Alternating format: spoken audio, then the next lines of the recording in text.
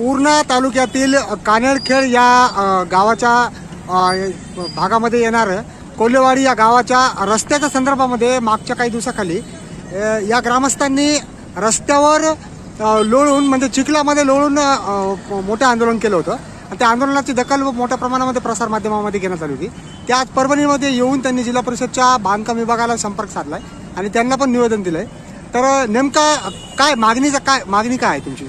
आमची मागणी अशी आहे की कोल्हेवाडी जे गाव आहे तिथला एक रस्ता व्हावा।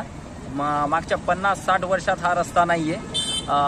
देशाला स्वातंत्र्य मिळून 77 वर्ष झालेले आहेत, पण त्या स्वातंत्र्याचा भाग आम्ही आहोत की नाही हा प्रश्न आम्हाला गावकऱ्यांना पडतो।